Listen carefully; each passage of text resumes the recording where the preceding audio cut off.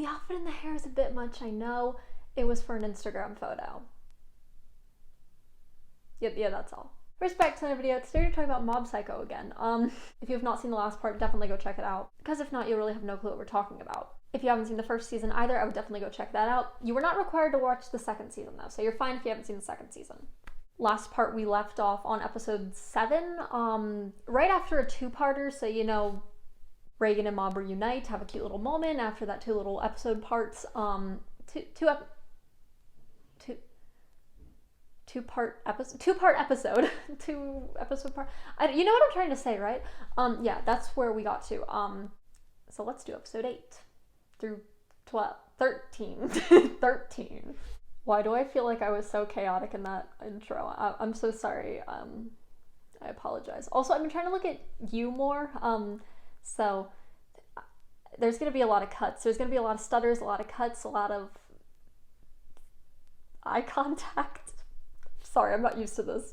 So with that wonderful intro out of the way, episode 8.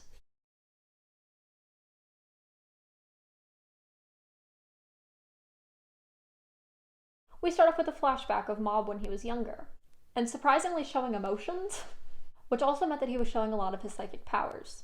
We get a little check-in with Mob's weird religion that has grown in popularity and wealth. Also, they've somehow found out where Mob went to school.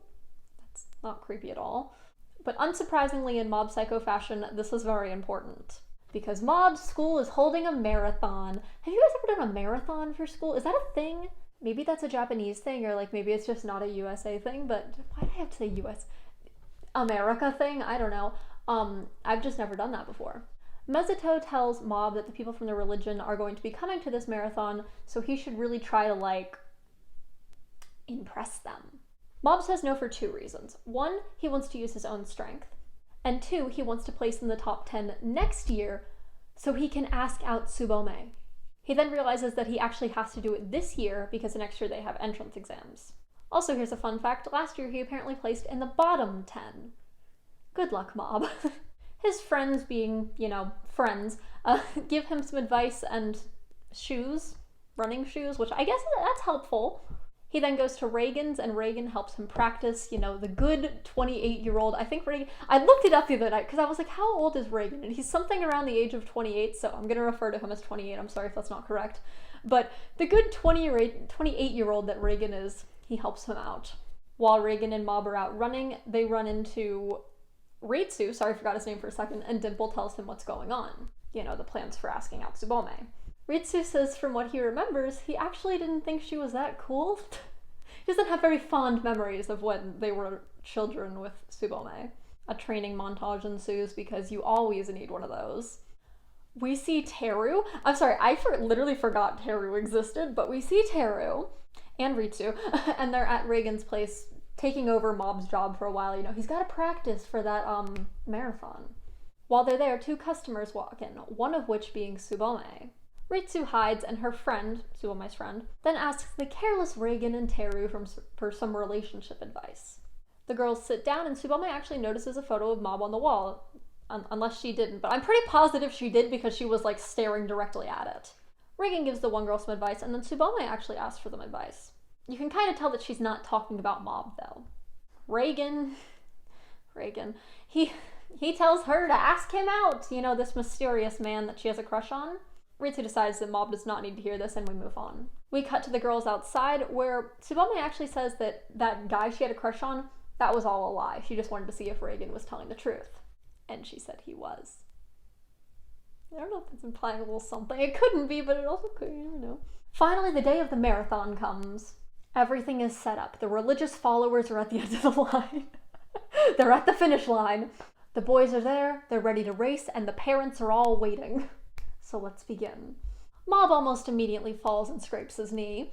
His parents see that he has scraped his knee and, you know, cheer him on. They're like, whoa, you go! This great parent stuff, you know? I don't really know how parents talk. Reagan then just comes out of nowhere and joins, helps Mob, whatever. Reagan says he's about in the 70th place and he needs to beat 60 more people to be in the top 10, of course. This seems pretty impossible, though, because of that damn body improvement club. And then Mob passes out. He wakes up to his teacher telling him that he shouldn't really try that hard, you just don't try your best, not too hard though. And that Ritsu got ninth. Funny enough, we cut to the religious group who was still sitting at the end of the line waiting for their leader to show up. With no luck, of course.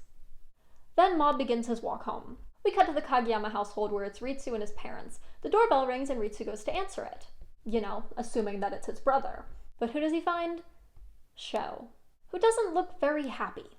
We cut back to Mob and Dimple, who are still on the way home, when they see smoke. The boys go back to his house and see that his house is engulfed in flames. Mob walks into the flames and tries to rationalize that his family probably got out.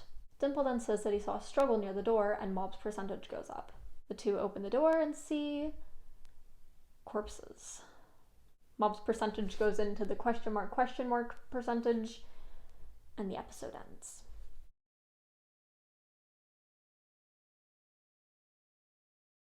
Now this is Mob Psycho, so I can tell you that I'm probably going to be putting the characters up on the screen. But this episode 10, episode 9, sorry. Episode 9 has like 50 new characters introduced. I'm not telling you all their names. They're not even, half of them you don't even know their names. It's fine.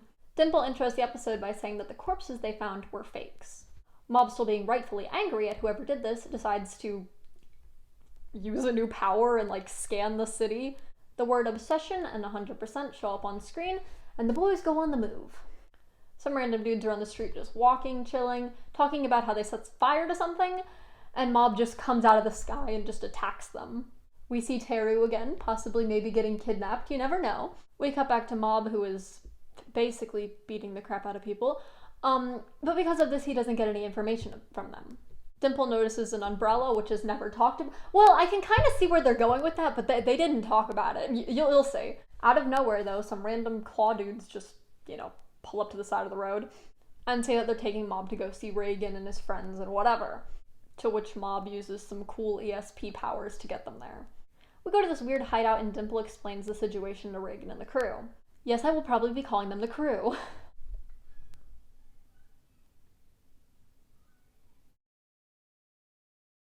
Reagan pulls Dimple aside and asks him if he really thought the corpses were fake, to which Dimple says, probably, and then he reassures Mob, to which he passes out. I know I say to which a lot, but there's a lot of weird, introductory words I have to do so it doesn't sound too confusing, so just bear with me. The former Claw members then tell us that they're trying to be good now, but Claw is actually chasing them down. And his friends that were mentioned, the psychic kids from last season, say that they're here because they're worried about Claw chasing them down too.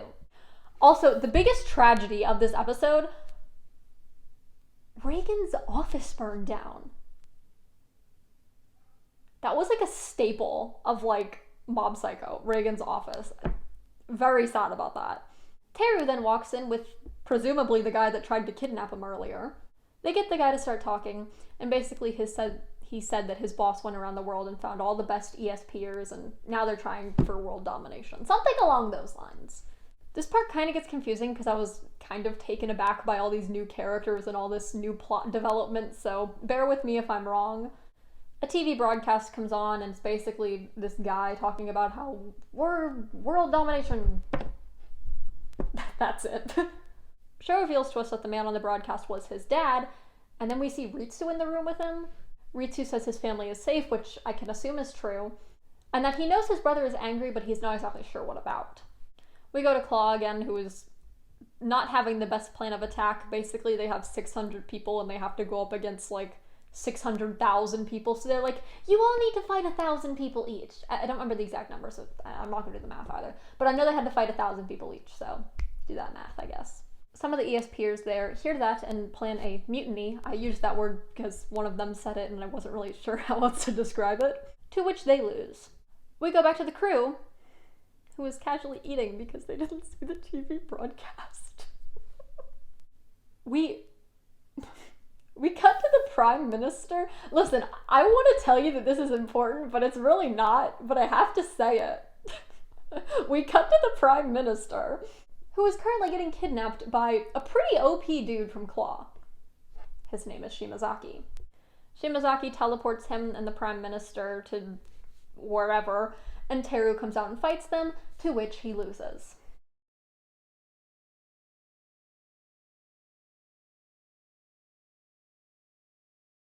The crew finally hears the news, and basically just talks about how screwed they are since Mob is still asleep.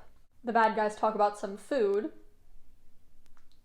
mood, and the military arrives to take them down. But if you've seen literally any anime action ever, you would know that when the military comes in, they're basically just screwed. The military usually isn't the protagonist, is what I'm saying. Unless they are. Sometimes they are. Reagan says that it's too dangerous to fight right now, but then gets a call from his insurance agency and quickly changes his mind. We see Sho and Ritsu, who are actually good. Ritsu's always been good, but Sho is actually good. They're fighting members of Claw, by the way. Then we go back to the crew, who kind of has a plan. I didn't really get the point of the plan, but there's a plan. Basically, they have some ESP cars flying around the city, as a distraction. And one of the groups is going to hide in this building, and the other is going to go through the sewers towards Claw. Reagan goes to get Mob, who is still sleeping, when he figures out that there are intruders. The boys hide, but they are very quickly found. Reagan does Reagan things and ends up spraying some weird sleep stuff on them. The fight's not over though, because this very muscly dude comes in and actually passes out from the stuff, but then wakes back up. There's a child. I really should have closed the window. I don't know if this is important, but I'm gonna say it because it's kind of funny. We cut back to Sho's dad, who's just saying that he's positive. Like, he's just, I'm a very optimistic man. Back to the boys, who have of course angered the muscly dude. Dimple possesses Mob, who is still asleep, obviously for that reason, and almost breaks Mob's body when Reagan attempts to volley him. What? Mob possesses Dimple, then runs out of a wall, and Muscle Dude follows them. Reagan, I think, did not join on this venture, though. We see the Body Improvement Club doing body improvement things. When they get running, that's a body improvement thing. That was the thing they were doing. And they get told that they cannot run here, they have to take a different route. Hopefully you got what I was saying there, because I'm not going to re-say it. The group who was in the building, not the crew. I'm about to say Claw. I was like, why do I want to say Claw? They're not Claw. They find out that one of their members, Tarada, you might remember, Tarada? You remember him from last season, probably. He's one of the former Claw members, is actually a spy. Probably, maybe, you'll see. The other group from the sewer, though, is actually getting found out by, I think, Shimazaki. Yeah, Shimazaki. We see Mob possess a Dimple again, who is running through this crowd of people, of course trying to avoid Muscly Dude, which works out horribly because he finds Tsubome.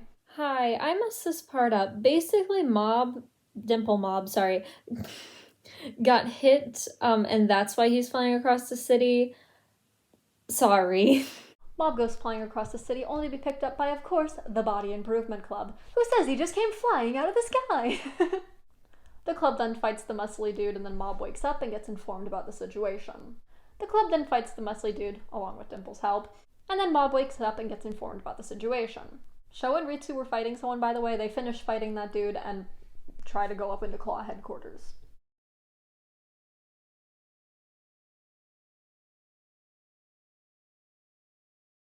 We start off by Terry's group winning a fight and making sure that Tarada is actually not a spy. He isn't. I gotcha, I know. Sho goes up and fights his dad while Ritsu fights Shimazaki, who had just shown up. Mob sees some thieves on the way to the Claw base and just roasts them. I'm gonna say this guy's name wrong, I'm so sorry. Not before Minagishi? I'm so sorry. Shows up and fights him though. We go back to Ritsu, who is being destroyed by Shimazaki. The crew comes to help Ritsu, but they get destroyed too. Matsuo, the guy from the other 1-2 off episode, whatever, you know who I'm talking about, the apparent spirit user, sorry, that's what I was trying to get to there, comes in and helps Mob with, his spirits, but gets his bottle with Mogami in it stolen and cracked open. I told you guys Mogami would be back. I just knew it. Mogami shockingly helps, not in the best way, and then tells Mob that he needs to be harder on people before presumably disappearing for good. We cut back to Sho fighting his dad, whose powers are shockingly similar to his, unlike their views. His dad reveals that he can do this weird power holding thing where he's been holding his powers for 20 years. I don't fucking know. Back to Shimazaki's fight where the boys are still being destroyed, especially Teru. Why Teru? Until they're not. But then they are again. Then Shimazaki senses Mob's energy and gets hit by Reagan. After this, he gets scared because he thinks Reagan is this super cool psychic that can, like, conceal his powers, and, Mob is Mob, so he surrenders. Mob then finally sees his brother, confirming to him that he's okay, and then tells the crew that he needs to fight Cho's dad alone, kind of what Mogami said, kind of using that. Not technically alone, though, because Reagan sends Dimple up after him.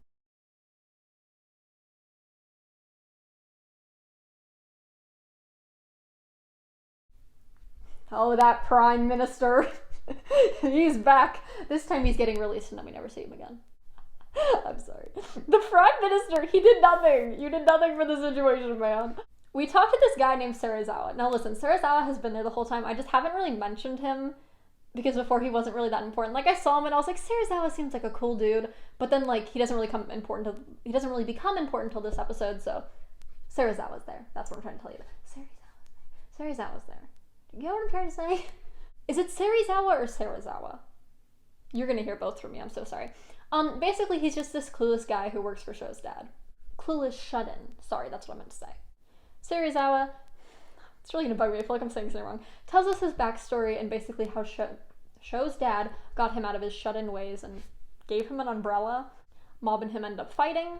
Serizawa actually asks Mob if he's okay mid-fight, showing that he's really not cut out for this. Mob's percentage starts to go up again, and then Mob actually offers to be friends with Serizawa, right when Serizawa throws an attack at him. Mob absorbs the power, though, and then he's just like, oh, I see, I see it, and then he's just like, here, and like gives it back. I'm gonna read this word for word. We cut to the Cho fight again, where Cho's dad basically just goes on this rant about how his powers are so cool and he's better than everyone. Also that he shared his power with like 600 soldiers, because he's a crackhead like that. Mob then comes up and starts talking to Cho's dad. And Mob actually gives Cho some of his power because he, couldn't get up. And this initiates the fight with Cho's dad that is about to happen.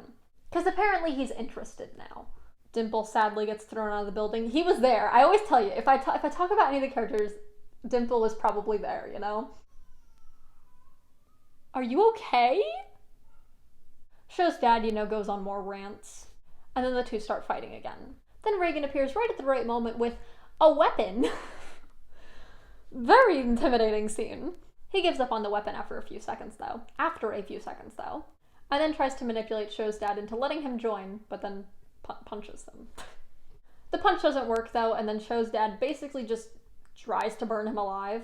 Mob sees this and of course gets angry, but not to fear. Serizawa is here. And he saves the day, and Reagan, most importantly Reagan, with his umbrella. Mob and Cho's dad start fighting again, and then Reagan, Cho, and who? Serizawa. How could I forget about Serizawa? Get thrown out of the building and thrown into Mingeshi's. I'm so sorry, I still don't know how to say that guy's name. His plants. He does things with plants. Have I mentioned that? Cho's dad sees this happen and then just starts lasering people, because that's of course a power he has. Further proving the point that Mob is Anos, he picks up a building. I'm sorry, it's so cool when anime characters pick up buildings. Do you know what I'm talking about? It's so cool.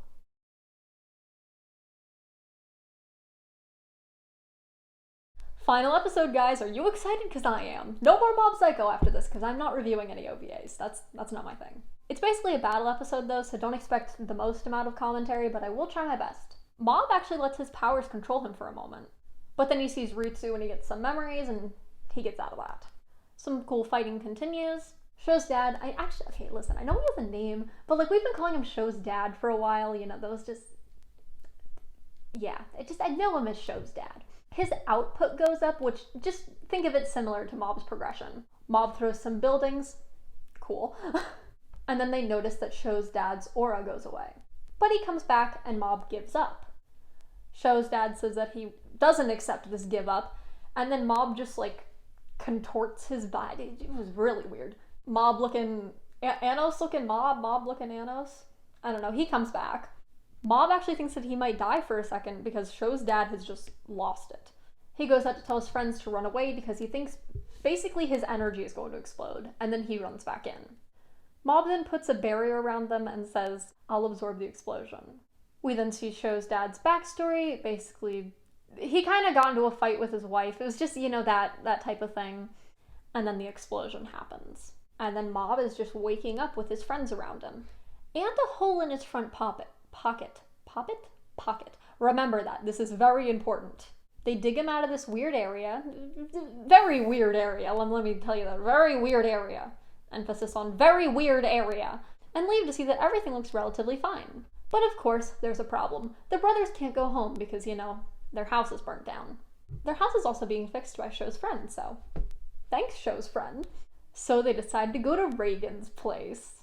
But first, they stop at school at 12 at night, because why not?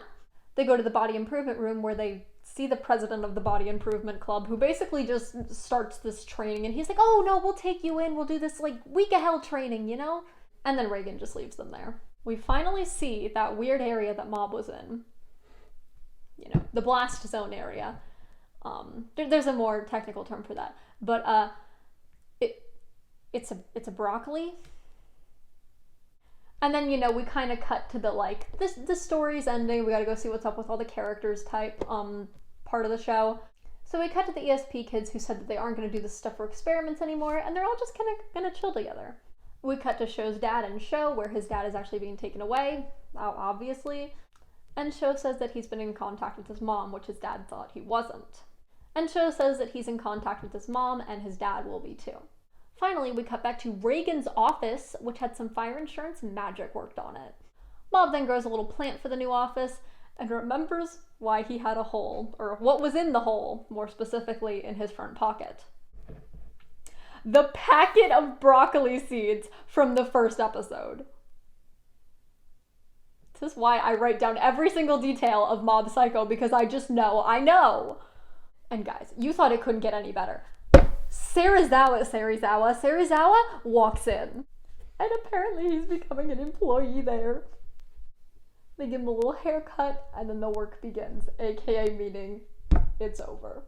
Okay, final thoughts. I gave it a 9. I liked it way more than the first season. I liked kind of the more tone shift that it took, I guess. I don't know, I thought it was more enjoyable. I just liked the kind of relating episodes, but kind of not. Just little details were talked about. It was really good, though. I mean, it was really good. I'm sorry, I'm not good at talking about animes. I'm sure we've talked about them for hours and hours on end. Sorry.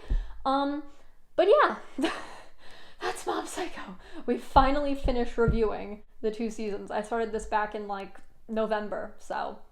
But yes, I liked it. I thought it was pretty good. I don't really know what else to say because we've been talking about it for the last 48 minutes. Don't know how long it's been for you, but that's how long it's been for me. So yeah, like, turn the bell. See you in the next one.